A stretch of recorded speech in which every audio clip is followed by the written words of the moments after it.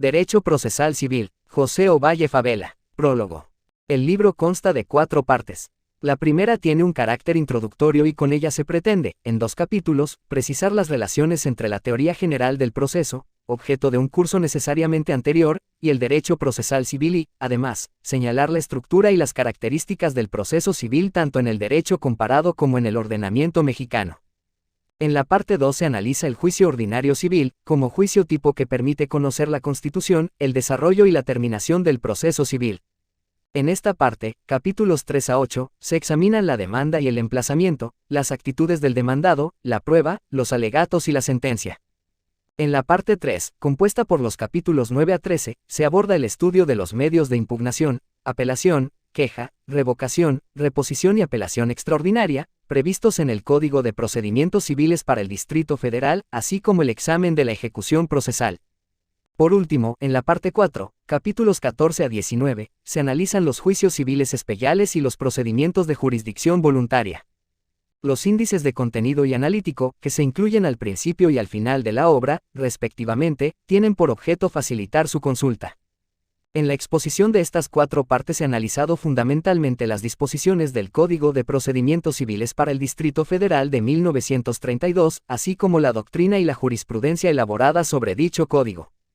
Sin embargo, tomando en cuenta la gran cantidad de ordenamientos procesales estatales existentes en la República y considerando que varios de ellos no siguen el Código del Distrito Federal, he procurado hacer referencia también a algunos de estos ordenamientos, particularmente a los más diferentes o representativos, como son los códigos inspirados en el anteproyecto de 1948 y el federal. Son varios los profesores que, de alguna manera, me estimularon y contribuyeron en la preparación y elaboración de esta obra, a los cuales debo mi gratitud. En especial deseo mencionar a los profesores Daniel González Bustamante, de quien surgió la idea de que yo elaborase los manuales. Héctor Fix Zamudio y Jorge Carpizo, de quienes he recibido siempre comprensión y ayuda en mis actividades académicas, Fernando Flores García, quien al brindarme la oportunidad de auxiliarlo como adjunto en sus clases, cuando yo todavía era estudiante, orientó mis preocupaciones hacia la docencia universitaria, e Ignacio Medina Lima, cuyas amables atenciones me hicieron posible el acceso a buena parte de la bibliografía utilizada. También deseo expresar mi agradecimiento al profesor Jesús Mejía Salazar, por su auxilio en la formulación de los objetivos y en la elaboración de algunos de los cuadros resúmenes que aparecen al final de cada capítulo, así como a José Carlos Escobar, quien leyó el manuscrito y cuyas observaciones me ayudaron a mejorar el texto final. Esta edición ha sido actualizada con base en los textos y reformas legales publicados entre septiembre de 1995, fecha de la 7ª edición, y febrero de 1999. He tomado en consideración particularmente la Ley Orgánica del Tribunal Superior de Justicia del Distrito Federal, publicada en el Diario Oficial de la Federación del 7 de febrero de 1996. El decreto que reformó y adicionó, entre otros ordenamientos, al Código de Procedimientos Civiles para el Distrito Federal y al Código de Comercio, publicado en el Diario Oficial de la Federación del 24 de mayo de 1996, así como los decretos que reformaron y adicionaron los Códigos Civil y de Procedimientos Civiles para el Distrito Federal, publicados en el Diario Oficial de la Federación del 30 de diciembre de 1997 y 28 de mayo de 1998. He actualizado las citas de la jurisprudencia con base en el apéndice al Semanario Judicial de la Federación 1917 a 1995, aunque he conservado las referencias al apéndice al Semanario Judicial de la Federación 1917 a 1985, respecto de aquellas tesis de jurisprudencia y precedentes que no aparecen publicados en el primero. El disco compacto de la Suprema Corte de Justicia de la Nación, Jus 8, me ha permitido encontrar nuevos criterios que también he incluido. Igualmente he podido incorporar nuevas reflexiones doctrinales sobre varios temas, en particular en los que fueron objeto del decreto de reformas y adiciones publicado el 24 de mayo de 1996, aunque también sobre temas distintos, como es el caso de la objeción de documentos y la impugnación de su falsedad. Sobre este tema me han resultado especialmente útiles los comentarios de los magistrados Mauro Miguel Reyes Zapata y Leonel Castillo González. Aproveché esta edición para modificar la numeración de las notas de pie de página, que se hacía en forma progresiva a lo largo de todo el libro, la cual dificultaba la incorporación de nuevas notas, que obligaban a recorrer toda la numeración posterior. Ahora las notas al pie de página tienen una enume nota a la octava edición XXVI Derecho Procesal Civil Ración Progresiva pero dentro de cada capítulo, y en ellas aparecen todos los datos de las obras que se citan por primera vez dentro del capítulo, con independencia de que tales datos puedan aparecer en notas de otros capítulos. Por esta razón, las referencias a obras citadas con anterioridad solo se hacen respecto de las obras que aparecen mencionadas en las notas de pie de página del mismo capítulo y ya no a notas de otros capítulos, como se hizo en las anteriores ediciones. De las reformas legales que incorporé a esta edición, me interesa referirme al decreto del 24 de mayo de 1996, que reformó y adicionó al Código de Procedimientos Civiles para el Distrito Federal y al Código de Comercio. Desde que conocí la iniciativa del decreto, señalé las graves deficiencias de redacción y de técnica jurídica, las contradicciones y las imprecisiones que advertí en la iniciativa, las cuales no contribuirían a simplificar y agilizar los procesos civiles y mercantiles, sino a complicarlos y entorpecerlos. Lamentablemente, los cerca de 3 años de aplicación del decreto han confirmado estas graves deficiencias. El análisis en esta edición de un decreto con estas características, como es lógico, me ha resultado muy difícil, tomando en cuenta las finalidades didácticas de esta obra. No es fácil explicar con claridad y precisión textos que han sido elaborados con mucha precipitación y con muy poca reflexión, en los cuales abundan deficiencias de redacción y de técnica jurídica, contradicciones y ambigüedades. Con todo, dentro de los capítulos del libro he hecho el análisis y la crítica del decreto, conforme al desarrollo de los temas. En esta nota deseo referirme a la cuestión de la entrada en vigor del decreto. El artículo primero transitorio del decreto estableció que las reformas entrarían en vigor 60 días después de su publicación en el Diario Oficial de la Federación. Es decir, a partir del 24 de julio de 1996. Sin embargo, el mismo precepto dispuso que dichas reformas no serían aplicables a persona alguna que tenga contratados créditos con anterioridad a la entrada en vigor del presente decreto, ni cuando se trate de la novación o reestructuración de créditos contraídos con anterioridad a la entrada en vigor de este decreto. Este artículo transitorio previó la coexistencia de 2 textos del CPCDF, el vigente hasta el 23 de julio de 1996. Que se continúa aplicando cuando se trate de juicios que versen sobre créditos contratados hasta esa fecha, aunque hayan sido renovados o reestructurados posteriormente, y el texto reformado por el decreto del 24 de mayo de 1996, que entró en vigor el 24 de julio de 1996 y que se debe aplicar a los juicios cuyo objeto sea distinto de los créditos contratados hasta el 23 de julio de 1996. La coexistencia de 2 textos del CPCDF ha sido fuente de confusiones e incertidumbres que ha venido a complicar y entorpecer el desarrollo de los juicios. ¿Qué se debe entender por créditos contratados? En un principio, la interpretación de los tribunales colegiados trató de limitar esta expresión a los contratos de crédito. El primer tribunal colegiado del 9º Circuito sostuvo que el legislador no utilizó el término crédito como sinónimo de cualquier deuda, pues no se refiere simplemente a los créditos, sino que alude a aquellos que fueron contratados y, por ende, la unión de ambos conceptos permite dilucidar que la inaplicabilidad de las reformas al Código de Comercio en vigor, modificado por el mismo decreto que reformó el CPCDF, opera respecto a las disposiciones sustantivas rectius procesales relacionadas con créditos adquiridos como objeto principal de un contrato, como sucede con los contratos de mutuo, prenda, apertura de crédito simple, el de habilitación o avío, el refaccionario, entre otros, los que en esencia consisten en la obligación de una persona de transferir a otra una suma de dinero o de otras cosas fungibles, y la obligación de esta última de restituir a aquella lo que le fue entregado, en la forma, términos y condiciones pactadas. Algunos tribunales colegiados restringieron todavía más el significado de la expresión créditos contratados, al señalar que en la misma solo quedaban incluidos los contratos de crédito celebrados con las instituciones de crédito, es decir, los contratos de crédito bancario. Al resolver la contradicción de tesis 28/97, la actual primera sala de la Suprema Corte de Justicia ha otorgado un significado más amplio a la expresión créditos contratados, muy similar al texto original de la iniciativa del decreto de reformas, en cuyo primer artículo transitorio se excluían de la aplicación del decreto las obligaciones contraídas con anterioridad a la fecha de su entrada en vigor. La primera sala sostiene que las expresiones contratado créditos y créditos contraídos comprenden todos aquellos derechos personales que por su propia naturaleza implican el cumplimiento de obligaciones de carácter pecuniario que el acreedor puede exigir a su deudor mediante el ejercicio de las acciones jurisdiccionales respectivas, siempre y cuando se hayan pactado tales créditos previamente a la entrada en vigor de las modificaciones. así como que dichas expresiones no se refieren, privativamente, a los créditos bancarios. 5. De este modo, la interpretación jurisprudencial de la expresión créditos contratados, que originalmente se limitó a los contratos de crédito y aún de los contratos de crédito bancarios, se amplió para comprender a todas las obligaciones pecuniarias contraídas con anterioridad al 24 de julio de 1996.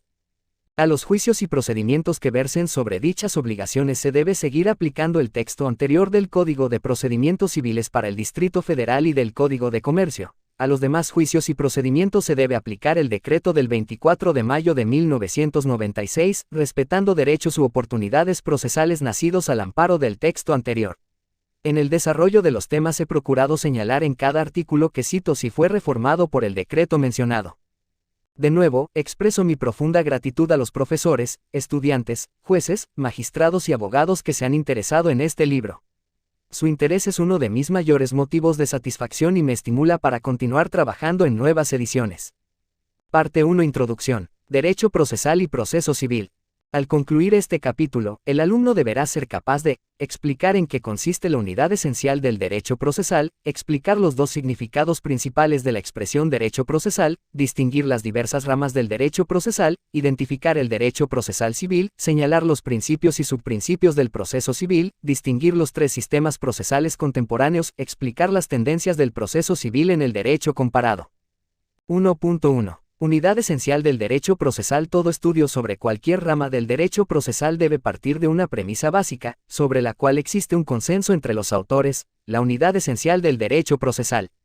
Esta unidad se expresa, en primer término, a través de los conceptos básicos o fundamentales que toda disciplina procesal utiliza y a los que el procesalista argentino Podetti denominó la trilogía estructural de la ciencia del proceso. Es decir, los conceptos de jurisdicción, proceso y acción.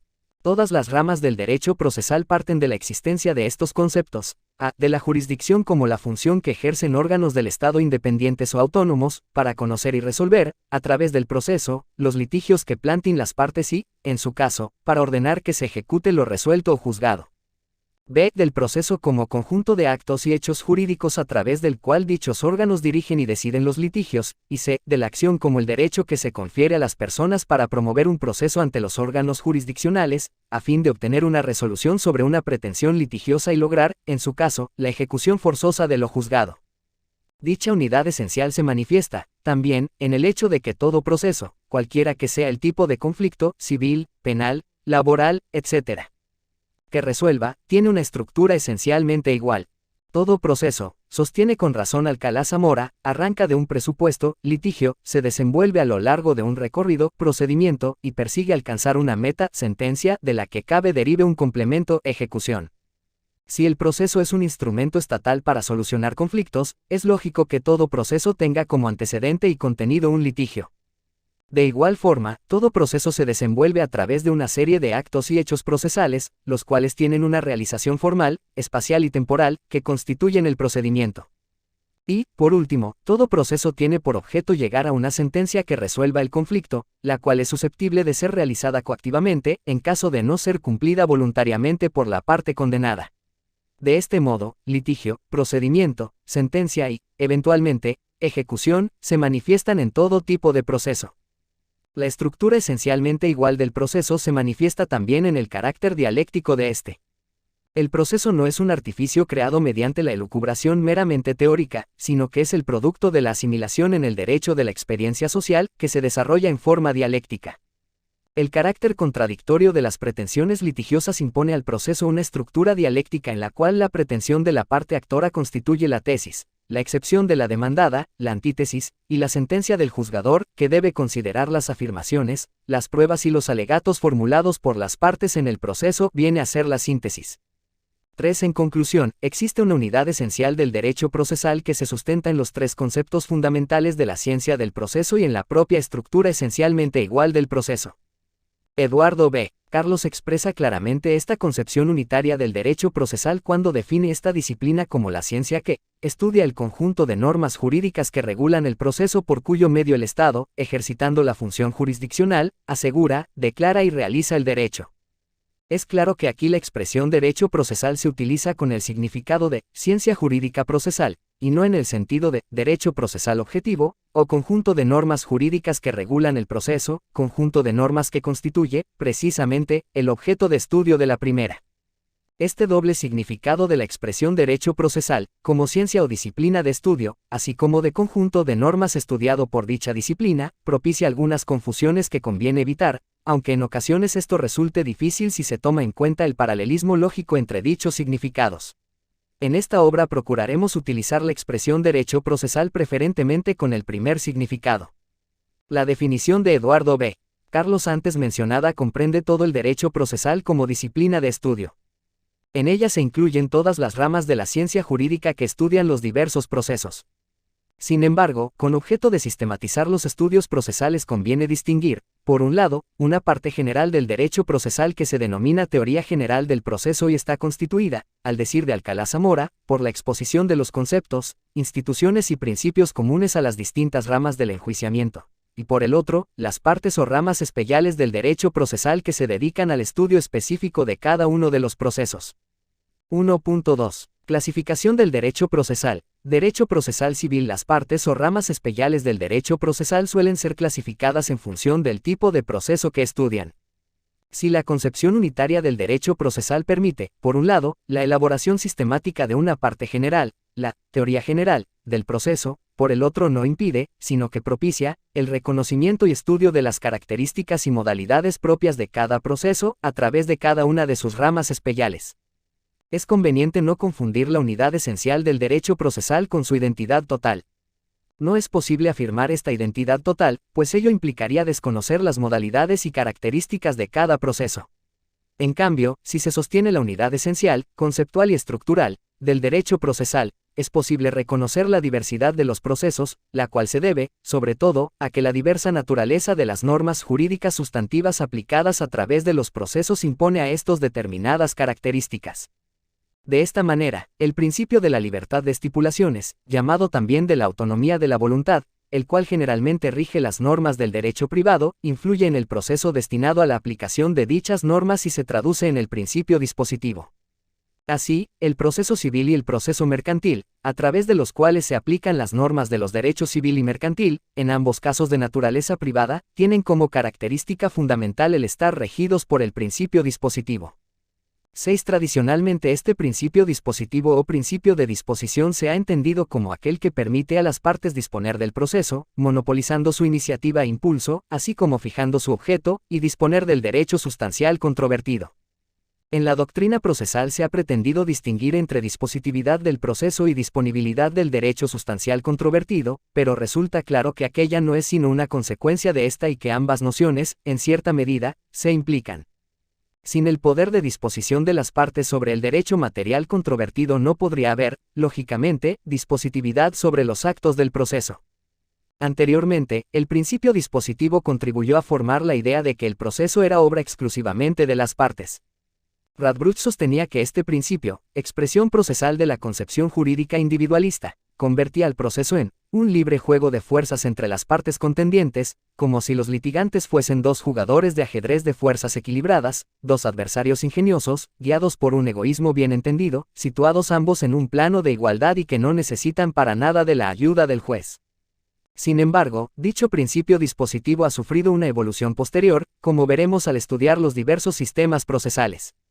Los demás procesos, diversos del civil y del mercantil, se rigen por otros principios. Así, por ejemplo, los procesos laboral y agrario se orientan, como señala Fix-Zamudio, por el principio de justicia social, el cual procura la protección jurídica de las personas económicamente débiles, para tratar de lograr un equilibrio efectivo entre los diferentes grupos o clases sociales. Por último, los procesos penal, administrativo y constitucional se adecuan al principio publicístico, conforme al cual corresponde al juez, y no a las partes, la afirmación de los hechos trascendentes, así como la obtención de las pruebas en juicio o la manera de obtenerlas, con la consiguiente intervención de un órgano del Estado. De carácter imparcial, para regular el desarrollo de la controversia en vista del interés público en su composición. El proceso familiar también suele ubicarse dentro de este grupo de procesos en el que rige el principio publicístico, pues al juzgador familiar, tomando en cuenta la importancia de los fines éticos sociales que se atribuyen a la familia, se le han otorgado mayores poderes de conducción del proceso, y los derechos derivados del estatus familiar generalmente son irrenunciables. Las controversias familiares, a diferencia de las civiles patrimoniales, no son susceptibles de someterse al juicio arbitral. En la práctica procesal mexicana, sin embargo, el proceso familiar, aunque ya ha comenzado a separarse del civil patrimonial, se sigue desarrollando con base en el impulso procesal de las partes. El estudio de cada uno de estos procesos y, más específicamente, del conjunto de normas jurídicas que los regulan, concierne a los respectivos derechos procesales especiales. Así, para estudiar el proceso civil se ha desarrollado el derecho procesal civil, para analizar el proceso mercantil se ha creado el derecho procesal mercantil, para examinar el proceso del trabajo se ha desarrollado el derecho procesal del trabajo, y así sucesivamente. En este sentido, Couture define el derecho procesal civil, entendido como disciplina, como la rama de la ciencia jurídica que estudia la naturaleza, desenvolvimiento y eficacia del conjunto de relaciones jurídicas denominado proceso civil.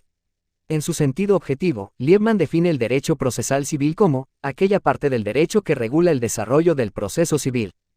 Se puede definir al derecho procesal civil como la disciplina que estudia el conjunto de normas que regulan el proceso a través del cual se solucionan los litigios que versan sobre la interpretación o aplicación de normas sustantivas civiles. En el cuadro 1.1 se resume la clasificación de los procesos en función del principio que los rige, según el ensayo formulado por Fix Zamudio, cuyas ideas se siguieron en esta sección. Clasificación de los procesos. Principio dispositivo. Proceso civil, proceso mercantil. Principio de justicia social, proceso laboral, proceso agrario.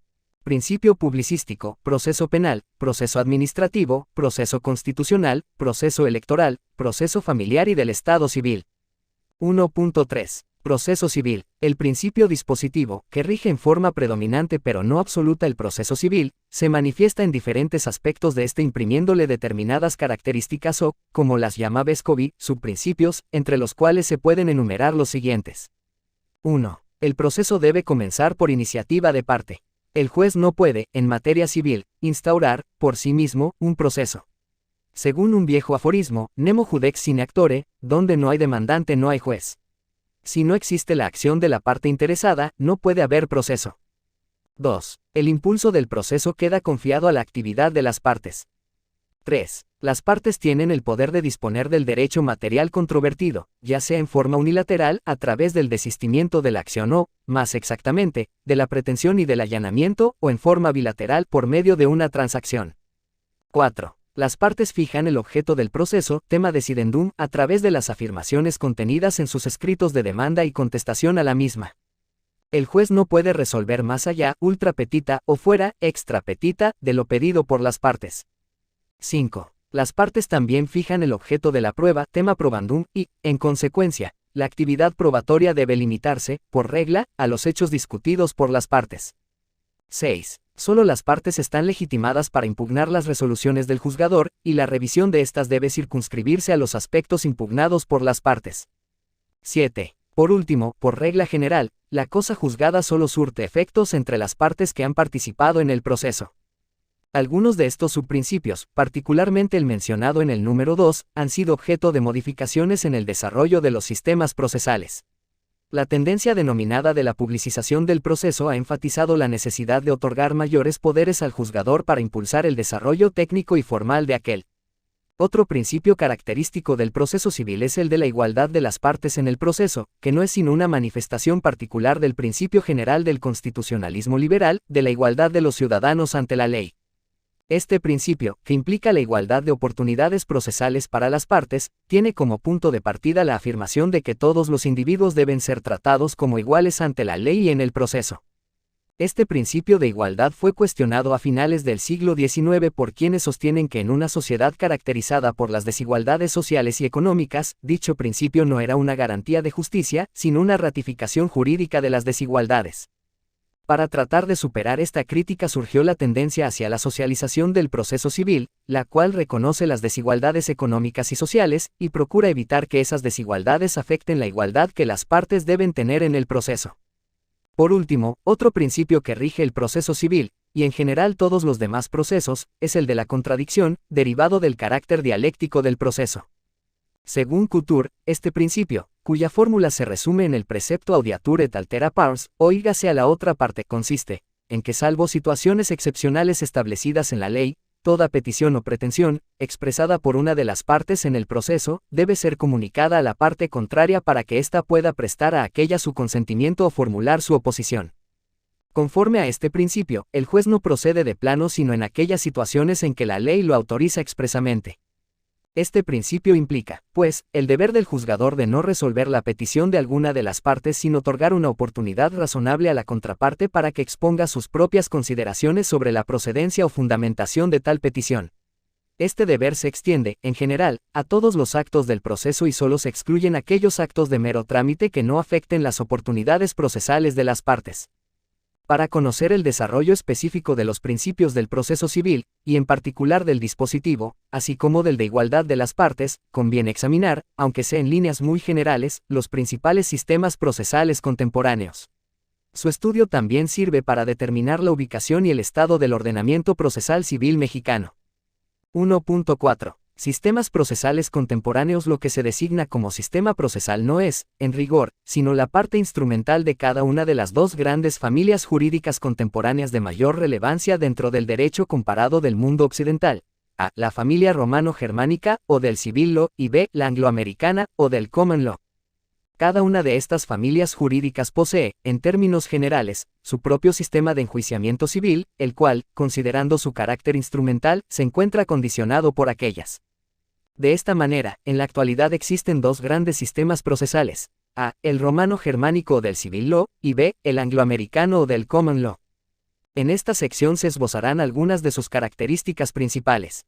También se hará una breve referencia de carácter histórico al sistema procesal que prevaleció en la ex Unión de Repúblicas Socialistas Soviéticas y en los demás países del llamado socialismo real. 1. 4.1. Sistema procesal romano-germánico. Este sistema se puede dividir en dos sectores: A. El de los países europeos, con exclusión de España, y B. El español y el de los países iberoamericanos, 19, los cuales se analizarán en forma sucesiva. 1.4.1.1. Sector europeo. El sector del civil law europeo aún se encuentra regido por el principio dispositivo, si bien ya no en la concepción tradicional que convertía el proceso civil en una obra exclusiva de las partes, y al juez en un mero espectador que solo vigilaba el cumplimiento de las reglas formales del juego. Aunque el principio dispositivo conserva todavía sus principales características o subprincipios, en el actual sector europeo del sistema romano-germánico el impulso y el desarrollo del proceso, así como la obtención del material probatorio, ya no se confían únicamente a la voluntad de las partes, sino que también corresponden al juzgador. Así, este asume el papel de juez director, para emplear la acertada terminología de Alcalá Zamora, y queda facultado, y en ocasiones obligado, a recabar los elementos probatorios necesarios para poder resolver acerca de las pretensiones litigiosas sometidas a proceso. Otro rasgo característico del sistema procesal romano-germánico europeo es el dominio progresivo del principio de la oralidad, en sustitución de la forma predominantemente escrita que distinguió los procesos europeos hasta el siglo XIX. El principio de la oralidad, al menos como se ha entendido en el civil law europeo, no se ha limitado a invertir simplemente la forma predominante del procedimiento, de manera que prevalezca la expresión verbal sobre la escrita sin que esto implique la supresión de la documentación de los actos procesales, sino que ha procurado, además, lograr la inmediación, o relación directa y personal entre los sujetos del proceso, la concentración del debate procesal en una o pocas audiencias, la libre valorización razonada de las pruebas por el juzgador, la extensión de las facultades de dirección judicial del debate y, en fin, la rapidez en el desarrollo del proceso. Los ordenamientos procesales del sector romano-germánico europeo que iniciaron y profundizaron este movimiento hacia la oralidad fueron, como ha puntualizado Capoletti, los Códigos Procesales Civiles de Hannover, 1850, de Alemania, 1877, y, sobre todo, el de Austria, 1895, obra del destacado procesalista Franz Klein. Este último código procesal es el que mayor influencia ha ejercido en los ordenamientos de los países europeos del siglo XX. En el sistema de la oralidad, el momento central del proceso viene a ser la audiencia y, en esta, como en todo el proceso, corresponde al juzgador un papel relevante que solo los jueces de gran preparación, inteligencia y honradez pueden desempeñar. Así lo ha señalado, con acierto y precisión, Capoletti.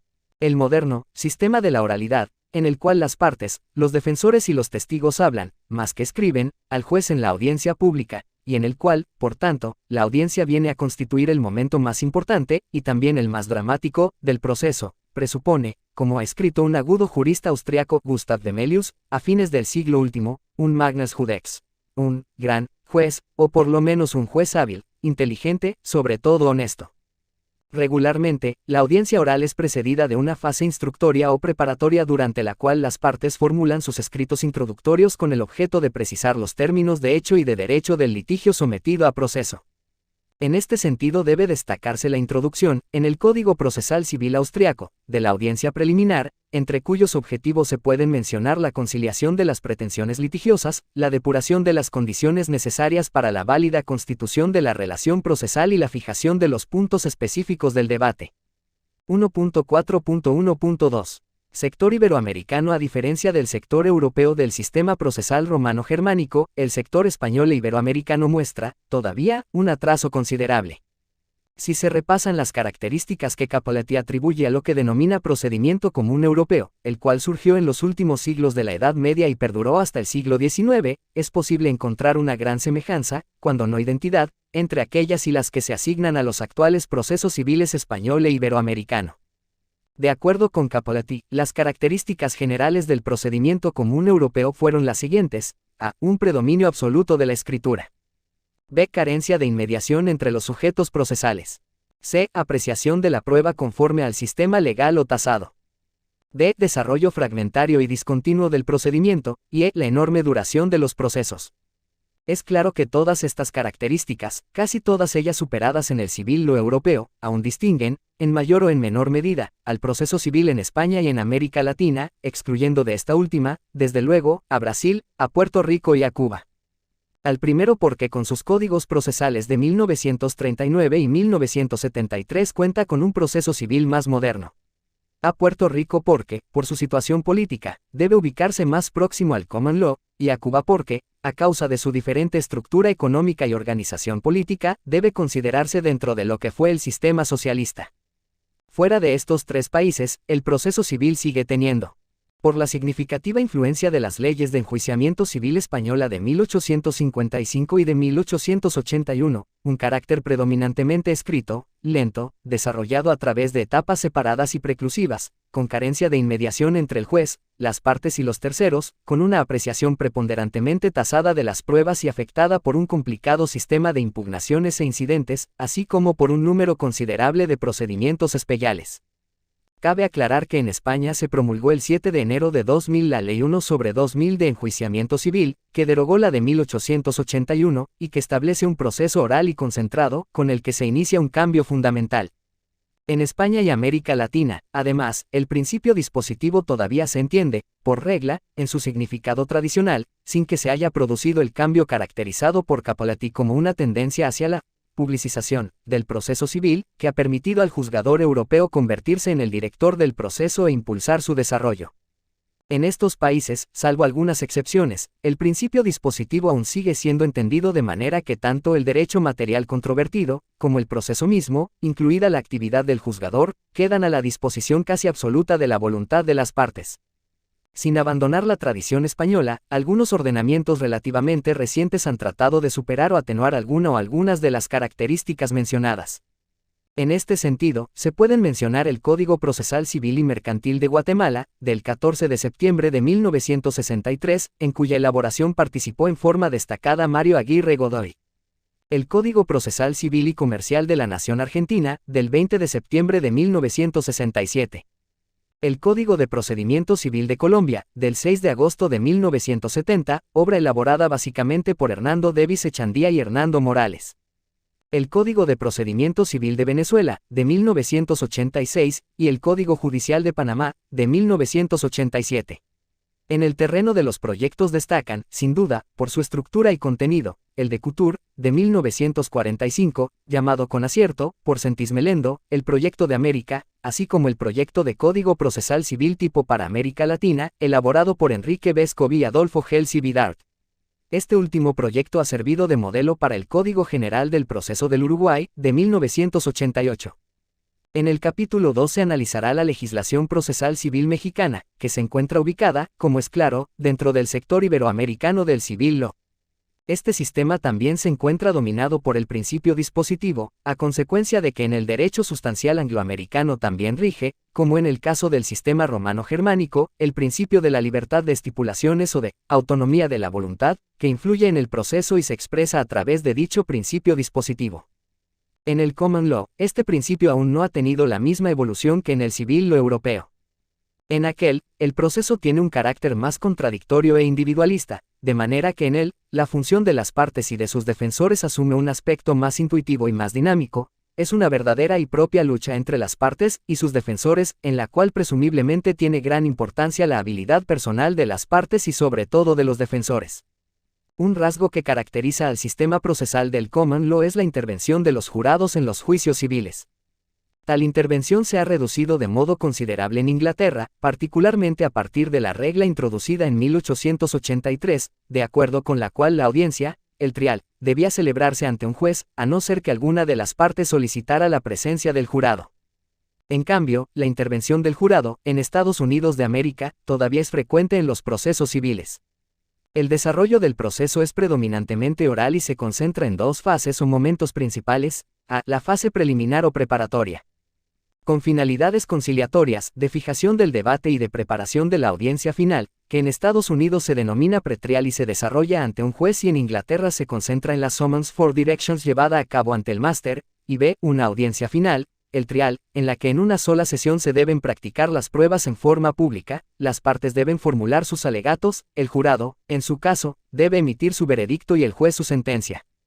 En materia probatoria, la evolución del common law no ha ido, como en el civil law, de la valoración tasada hasta la libre apreciación, sino que la orientación, para otorgar mayor libertad al juzgador, se ha dirigido hacia la supresión de las reglas limitadoras de la admisión de ciertas pruebas, exclusionary rules y disqualifications impuestas por la intervención de los jurados. Esta evolución ha permitido, además, la introducción del instituto de la dúctil y penetrante libre examination de los testigos y de las partes in open court, o sea, según los cánones de la inmediación y de la oralidad. En esta breve referencia al sistema procesal del common law debemos mencionar dos instituciones que han tenido un amplio desarrollo recientemente: las relator actions y las class actions. Las primeras se han utilizado con mayor frecuencia en Inglaterra y Australia, y las segundas en Estados Unidos de América. A través de las relator actions, acciones de interés público, el Attorney General, Procurador General, autoriza que una persona física o una asociación privada, en nombre de aquel y ante su omisión, inicie e intervenga en procesos civiles en defensa de intereses públicos o de la comunidad. Los efectos de la resolución judicial buscada deben beneficiar a toda la colectividad y no solo al actor o relator suitor. En las class actions, acciones de clase o de grupo, el actor no requiere la autorización del Attorney General ni de ninguna otra entidad pública. En este caso, el control de la class action debe ser hecho por el juez, quien debe admitir aquella si considera que el actor realmente forma parte de una clase o grupo cuyo interés es llevado a juicio, y que acciona efectivamente en interés de tal clase, constituyendo un representante adecuado, sin que sea necesario que haya sido investido formalmente de tal representación. En caso de que se admita la acción de clase o de grupo, los efectos de la resolución también se extienden hacia todos los miembros de la clase o grupo. Estas acciones se han utilizado para defender diversos derechos que rebasan el ámbito de los intereses de un solo individuo, como es el caso de los civil rights, derechos a la no discriminación racial en materia de empleo, educación, vivienda, etc., los derechos concernientes al ambiente natural, los derechos de los consumidores, etc. 1. 4.3. Sistema procesal socialista. Este sistema procesal se ha venido modificando a partir de las políticas de transformación que se están llevando a cabo en los países en los que dominó el llamado socialismo real. La información que aparece en este rubro no corresponde a la realidad actual, pero se conserva en este libro por razones históricas y porque no se tiene información precisa de los cambios producidos en los ordenamientos procesales de tales países. En este sistema procesal, en virtud de las características que tuvo la familia jurídico-socialista, el principio dispositivo, tal como se entiende en el civil law, había sufrido importantes modificaciones o excepciones. Así, por ejemplo, en la ex Unión Soviética la acción civil ejecutiva podía ejercerse no solo por la parte interesada, sino también por la procuratura o fiscalía. La prescripción podía ser tomada en cuenta de oficio por el juez, sin necesidad de que se hubiera hecho valer por vía de excepción. En determinadas circunstancias, el juez podía resolver ultra petita, el Tribunal de Casación podía analizar y resolver sobre aspectos no impugnados de la resolución judicial combatida y, en fin, los actos de las partes de disposición de sus derechos controvertidos requerían, para su validez, la aprobación del juez. El procesalista soviético Gurbich sostenía que el principio dispositivo, que a su juicio regía el proceso civil soviético, no era incompatible con el poder atribuido al juez para el control de los actos en los que las partes dispusieran de sus propios derechos. En su concepto, las medidas que el juez podía tomar, en ejercicio de tal poder, tenían por objeto, prevenir los errores en los cuales las partes puedan incurrir a causa de la ignorancia de las consecuencias jurídicas de tales actos, así como del insuficiente conocimiento de las leyes. De acuerdo con Gurbich, en el proceso civil soviético el principio dispositivo se manifestaba en una serie de facultades tales como, por ejemplo, el derecho de proponer la acción, lo cual excluía la posibilidad del ejercicio de tal facultad por parte del juez de oficio y, especialmente, de que éste resolviera extra petita, salvo en los casos previstos específicamente en la ley. El derecho de modificar, en el curso del procedimiento, el título u objeto de la demanda. La facultad del actor de desistirse de la acción y la del demandado de allanarse a las pretensiones de la contraparte, la facultad de las partes de poner fin al litigio mediante transacción, así como el derecho de impugnar, en todo o en parte, la sentencia pronunciada por un juez. En el sistema procesal socialista se asignaba un papel muy activo al tribunal. En un principio, los procesalistas soviéticos destacaban el deber del tribunal de tratar de determinar los derechos verdaderos y las relaciones mutuas de las partes, a cuyo fin, no limitándose a las explicaciones y datos presentados por los litigantes, coadyuvará al esclarecimiento completo y objetivo de las circunstancias sustanciales relacionadas con la resolución del asunto. 44 Al parecer, sin embargo, el sentido y la extensión de la actividad del juzgador socialista se fueron reduciendo conforme se modificaron las condiciones de vida social. Su actividad, en este sentido, ha asumido un carácter complementario, accesorio respecto a la actividad de las partes, sin sustituir a estas ni hacerlas pasar a un segundo plano. 45 En el sistema procesal socialista, de manera similar a lo que ocurre en el romano germánico europeo y en el angloamericano, también regía el principio de la oralidad y los consecuentes principios de inmediatividad y de concentración procesales. Por esta razón, también en el sistema procesal socialista el momento central y fundamental era la audiencia final, la vista, durante la cual se practicaban las pruebas, las partes formulaban sus alegatos y el juzgador emitía su resolución. 46 Para Gurbich, la discusión oral adquiere importancia fundamental, ya como medio de realización del control de la autoridad judicial por parte del pueblo, el llamado control de la base, ya por la influencia educativa preparatoria de la discusión de la causa, sobre la conciencia jurídica y sobre la mentalidad de los ciudadanos. 47 La inmediatividad imponía al juzgador el deber de examinar directamente los medios de prueba y procurar el conocimiento de los hechos a través de las fuentes de prueba originales. 48 Según Gurbich, eran dos los principios generales que regían el proceso civil soviético, el democratismo socialista, y la legalidad en su significado más amplio. El primer principio se manifestaba, a su vez, en una serie de principios fundamentales, muchos de los cuales se encontraban contenidos en la Constitución de la ex-URSS. Así, mencionaba el principio según el cual la administración de justicia es atribuida exclusivamente a la autoridad judicial, así como, sobre la base de la igualdad de los ciudadanos ante la ley y ante el juez, los principios de la participación de los jueces populares, de la colegiabilidad de los tribunales y de la elegibilidad de los jueces, de la independencia del juez y de su sumisión exclusiva a la ley, del uso de la lengua nacional en el proceso, así como de la publicidad en el proceso. El principio de la legalidad, en su sentido más amplio, imponía al juzgador el deber no solo de observar las leyes, sino también de ajustarse a la verdad material.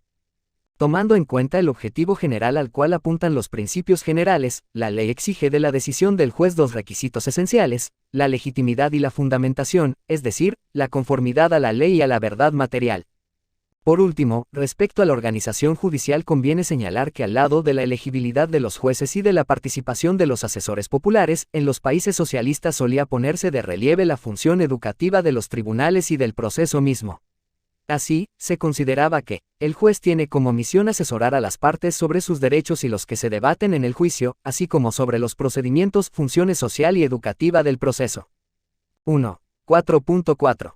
Tendencias comunes. Con todo, a pesar de las diversas características de los sistemas procesales mencionados, Cappelletti ha podido señalar 4 grandes tendencias evolutivas hacia las cuales parecen converger, en mayor o menor medida, tales sistemas. Estas 4 grandes tendencias son las siguientes: A. La publicización del proceso. B. La oralidad. C. La socialización. Y D. La libre valoración de las pruebas.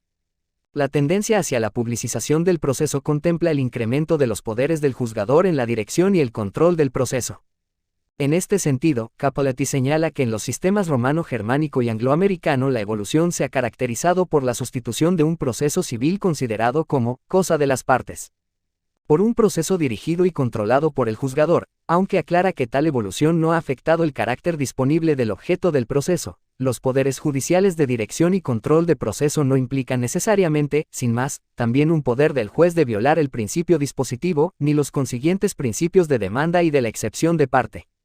Por otro lado, ya se anotó que Gurbich 20 Derecho Procesal Civil consideraba que en el proceso civil soviético el papel activo del tribunal, particularmente en lo que se refiere al asesoramiento a las partes y al impulso procesal, había asumido un carácter complementario o accesorio en relación con la participación procesal de las propias partes. Quizá la tendencia hacia la oralidad sea la que más se haya difundido en los 3 sistemas procesales, con excepción del sector iberoamericano del civil law, en el cual aún no parece haber encontrado el terreno propicio para su desarrollo. La tendencia hacia la socialización del proceso civil, de la cual ya se habló, Supra 1.3, pretende que la igualdad de las partes sea no solo formal, sino material, de manera que aquellas cuenten con posibilidades y medios eficaces para poder formular sus pretensiones ante los tribunales o, en su caso, defenderse ante ellos.